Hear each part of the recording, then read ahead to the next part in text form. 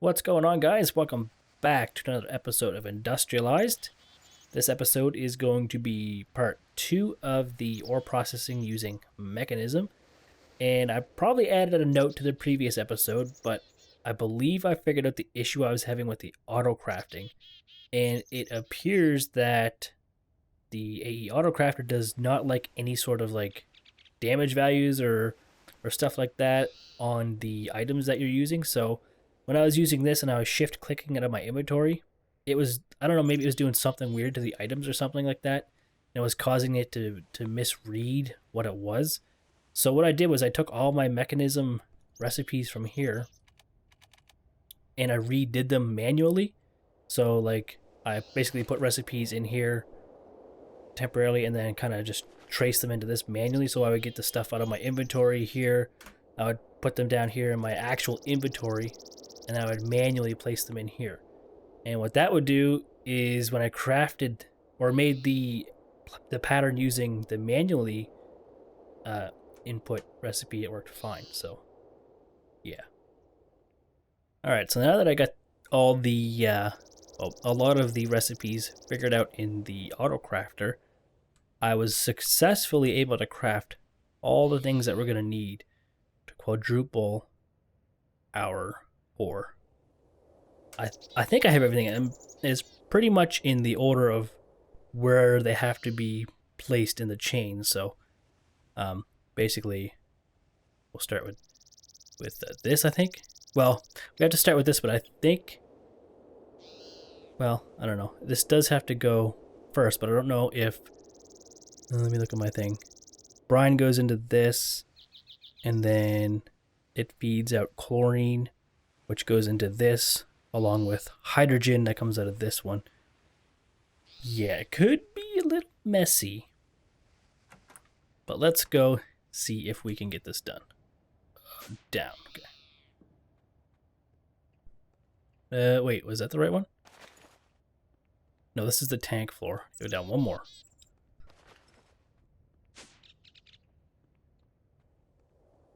Okay, so basically, we'll start. Brine has to go in here. How many machines do I have? 1, 2, 3, 4, 5, 6, 7, 8, 9. So I have 9. 1, 2, 3, 4, 5, 6, 7, 8, 9. I think I'm going to start over here. Now, I had to give them power. So it's possible that I could just put them all on top of these. That would possibly be more efficient. I think that's what I'm going to do. There's no need to put them way back here, I guess. So the brine will have to come in here and go into this one. I'll just start arbitrarily in front of this glass. So put this here. Plot twist, probably doesn't even get power on the bottom. Alright. I guess we're gonna find out if that works or not. So let's see. Don't know which side the brine has to go into.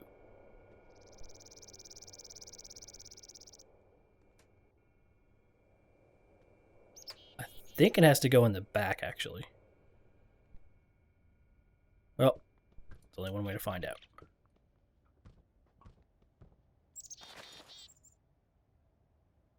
I'll worry about the covers and stuff afterwards.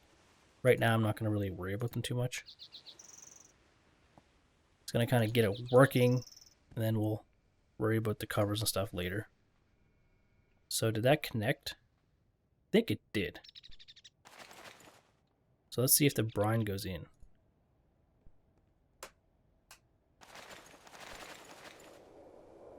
Yes, okay. And it's making chlorine, so that tells me it's working. So wait, that's making chlorine and hydrogen.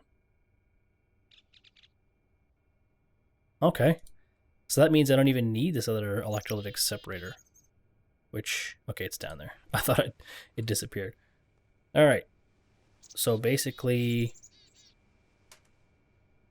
next thing we need is chemical infuser. which needs hydrogen and chlorine. Now, I don't know if we can put this right beside it. Let's see if we can put it right beside it. There's chlorine.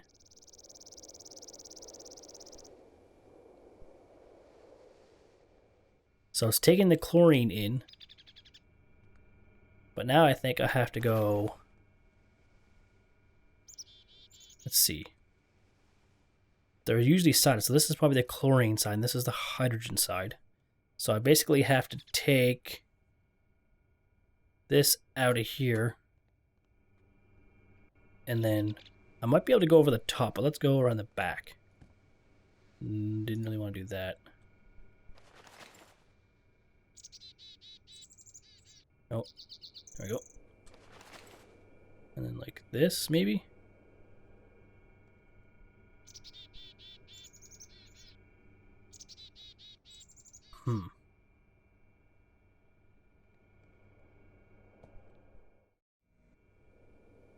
All right. So I moved everything back yet another block.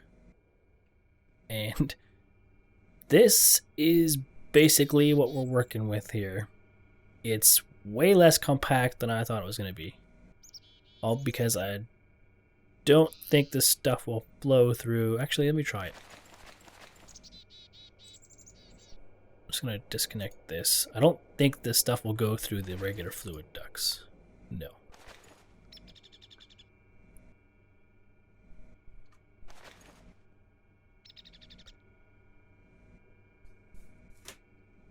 All right, so we have electrolytic separator with brine goes into chemical infuser, and then we need a chemical injection chamber, which I'm guessing we just put the chemical injection chamber there,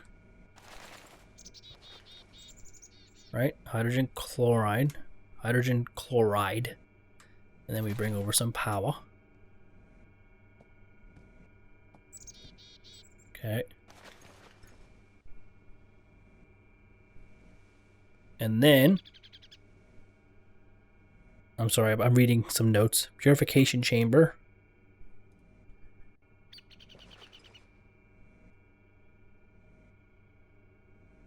With oxygen. So I need to get oxygen into this one.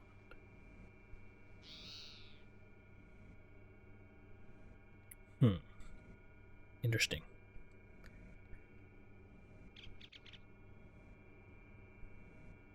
Okay. Probably have a bottle of oxygen downstairs.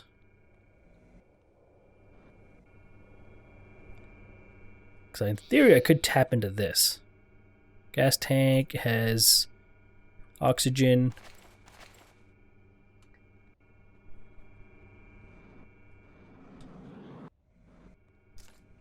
Just want to make sure it works first, and then we'll worry about some other stuff. Will that work? Oxygen, okay. So I can feed oxygen into the back of it. So that was a purification chamber. I need a crusher. Actually, I'm pretty sure I can just follow my own instructions. Crusher. And do I need a enrichment chamber? Enrichment chamber, then a furnace. Energized smelter. Another enrichment chamber. And another energized smelter.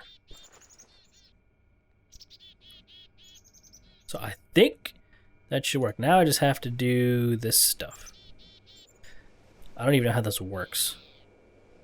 Input, off. Auto eject, on. I want the output, which is what, dark blue? So that was right the first time. I think it's right how it is right now. Dark blue is always this one.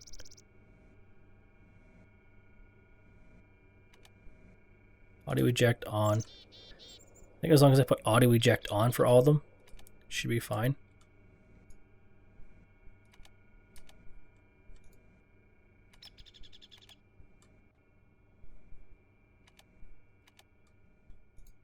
And I can't auto eject that one because it doesn't know where to go.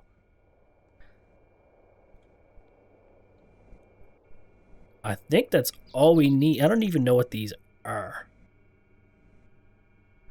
So let's just try it and see what happens. If I had to guess, it's probably not going to work. Because I probably missed something. So let's take a piece of iron ore. And this should turn into 4. Which one is it going?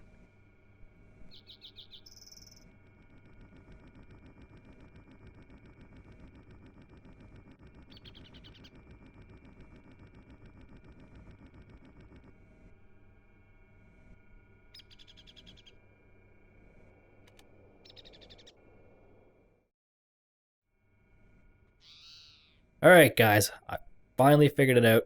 I was over-engineering it as usual. And another thing I noticed I did was in my diagram, I kind of followed it wrong, and I had an extra energized smelter and an extra enrichment chamber on the end, so I took those off. I don't need them anymore.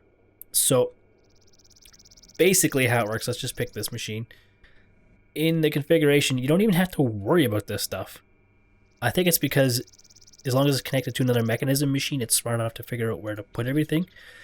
So you can basically leave this, don't touch this, leave the strict input off, which is this right here. Leave that off. And you have to control everything over here. I thought these were only the output slots, they're just slots in general. So basically I set the left slot to red and the right slot to blue. These ones are default like that. You can just leave them, doesn't really matter. So the important one is left one is dark red, right one is dark blue. What that means is anything that comes in from the left side, so the machine to the left, it's going to put it in the red slot, which is the input slot. When it processes it, it's going to put the process stuff in the dark blue slot, and then the dark blue slot's going to go out the right side. And you just do the same thing, so it's going to input from the left into the red slot, process to the blue slot, and it's going to output the dark blue slot to the right. And you just repeat that for every machine, and that's pretty much it. So I put this in here. This is one chunk of iron ore. It's going to process that into 4 something or others, and it immediately puts them over here. So 4 iron shards, and that's your quadrupling right there. As soon as you get those 4 iron shards, that's the quadrupling. And then basically all the other machines, they just process it into, like this one processes the iron shard into an iron clump. This is going to crush the iron clump into something else, dirty iron dust, and then that's going to put the what is it? Processes dirty iron dust into iron dust, and then it smelts into an ingot. And I'd like to say that's all there is to it, but that was actually way more of a pain in the behind than I thought it was going to be. And I mean, that's mostly because this is the first time I've used this to quadruple my ores or for any ore processing whatsoever. So I'm new to it, and this probably wasn't much of a tutorial, but hopefully through all my frustrations, you've at least got a grasp of how it works. There are some bugs with these. They don't like to connect if they're over top of one of these. Like basically any Ender IO conduit. That could be fixed in newer versions, but I don't know, because I'm on an old-ish version. So, I mean, this could have been a lot more compact, I would say, especially if I could have ran these lines closer to this one. I might be able to do that with like micro blocks, like a facade or something, to kind of block them off. I might play with that. And down here, the only other input you need is oxygen for the purification chamber.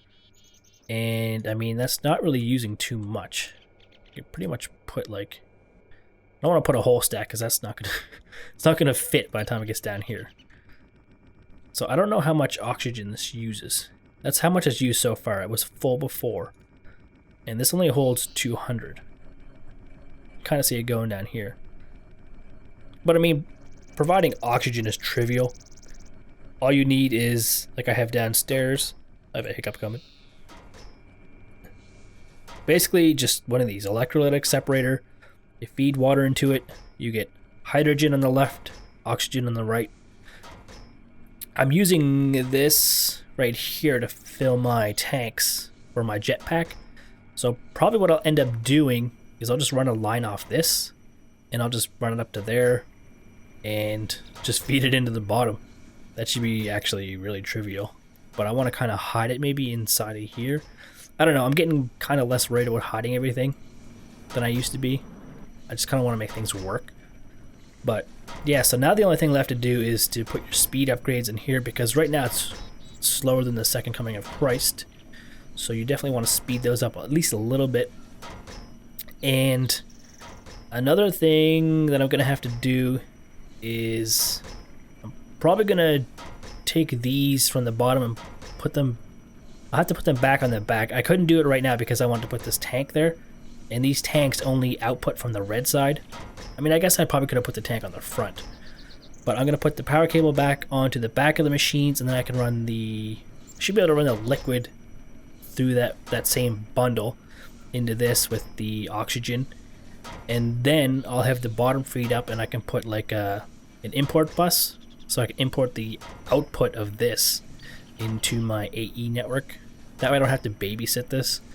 And eventually I'll probably automate this. I'll have like an export bus on the top of this that will just drop all my different ores that need to be processed, and basically just automate the whole thing. It's possible that I may have to make this bigger, make more of them. And if I wanted to quintuple my ore, I basically had to put another wing on it. And there's like another, I don't know, 4 machines that I had to put over here just to get one more ore. And I honestly don't think it's really worth it, to me anyway. Like, this is enough. Like, going from 1 ore to 4 is enough for me. To have to do all this other advanced stuff to make one more ore or one more ingot out of my ore is, I don't know, it's kind of like a diminishing returns thing. I don't think it's really worth it. I mean, I don't have any plans on doing that just yet. Maybe in the future, if I get really bored and I'm out of things to do, I might do that. But in the meantime, I'm gonna have to clean all this up. So by the next episode, I should have a lot of this cleaned up and looking a little better, hopefully. And yeah, so guys, that's the Mekanism ore quadrupling in a very roundabout way. Hopefully you've gotten something out of this. I know I learned a lot doing this. A little frustrating for me, but just working around different issues, and thought I was prepared, but I guess I wasn't as prepared as I thought I was. Anyway, see you next time, guys.